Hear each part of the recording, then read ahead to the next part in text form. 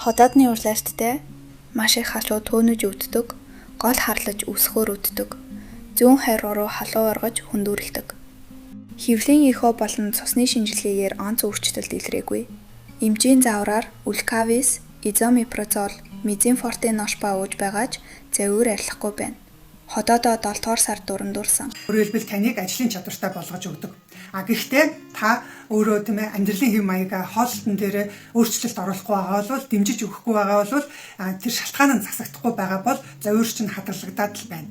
Тэгэхээр яг өлсөлтийн одоо энэ гастриттэй хотоодны өрөвсөл ямар хүн дээр ерөнхийдөө илрээд байдг вэ гэхээр хоол идэхээр тийм ээ завьур нь багасчдаг юм хүмүүстэр. Тэгээд өсөд ирэхээр завьур нэмэгдээд байдаг. Тэгэхээр энэ бол ямар юутай холбоотой гэхээр хотоодны аль хэсэг дээр ерөнхийдөө гэмтсэн байх вэ гэхээр төгсгөлийн хэсэг дээр болон 12 гидсний дээдлэлтэйг болцоо гидсэн дээр ямар нэгэн өөрчлөлтүүд байж болдог. Тэгэхээр ийм хүмүүс бол ихэнхдээ юм хоол идэхээр тавшраад хоол идээд одоо өөрөөр хэлбэл хотоодныхон дээдлийн тийм ээ их бие хэсэг дээр хэрвээ гэмтэлтэй байх юм бол хоол идэхээр илүү өвддөг.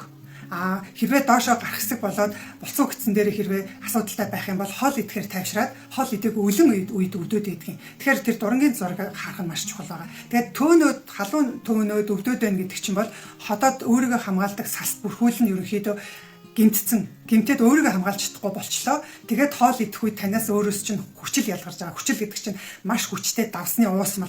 Тэгэхээр та одоо жишээлбэл гараа ингээд хүлцсэн ч юм уу эсвэл шалбалцсан ч юм уу ингээд байна. Тэрэн дээр ингээд давс хэрвээ тусах юм бол яг давс төрөх юм бол янзын ахтар хорсон шүү дээ. Яг тэрнтэй адилхан процесс явагдаж байна гэсэн. Таны уг нь бол салт бүрхүүл нь бүрэн бүтэн байгаа хүн дээр бол тэр давсны хүчил бол ямар ч аюулгүй байдаг. Гэтэл салт бүрхүүл нь өөрөө гэмтсэн, шалбарцсан ямар нэгэн шалбархаа байгаа тохиолдолд тэнд давсны уусмал буюу хотоодны хүчил хүрэхээрээ өвдөлт мэдрэгдээд байгаамаа. Тэгэхээр ер нь бол таны бичсэн шинж тэмдгүүдийг чинь уншихад ерөнхийдөө таны хотоод шархлаад өрсөлдөй байна гэж хэлж болохоор байна.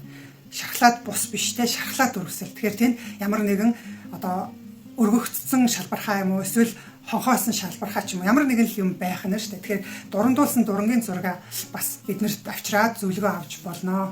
Завьр арилахгүй байгаа бол одоо амьдралын хэв маяг хоолтон дээр маш анхаарах хэрэгтэй болно. Тэгээд дээр нь тэр хотоод өөрийгөө хамгаалдаг тэр салт бүрхүүлийг нь бүрхэж өгдөг тийм орлуулах хүнснүүд байдгийг бидний өдөр тутамдаа хэрэгэлдэг хүнснүүд дотроос тэр хотоодыг өөрийг нь хамгаалалтыг нь төр хугацаагаар орлуулдаг тийм хүнсүүдийг бол хэрэгжилж эхэлнэ. За энэ улкавис бол өөрөө яг нөгөө динол гэдэг шүү дээ. Тэрнтэй яг адилхан висмуудтай агуулсан ийм бэлтгэл байгаа. За изомепразол бол хотоодны хүчлийг дарангуулдаг. Мезинфорт ч юм болохоор нойр улчирхаан ферментийг орлуулдаг. Ношпа ч юм болохоор энэ булчингийн үйл ажиллагааг хэвэн болгох гэдэг ингээд өгсөн ийм бэлтгэлүүд байх нь шүү дээ. Тэгэхээр эдгээр нь бол таны тэр шалтгааны чинь засаж чадахгүй шинж тэмдгийг чинь багасгаж завьрыг чинь арилгаж чадахгүй байгаа бол та одоо өөр арга хэрэглэнэ гэсэн үг тийм ээ.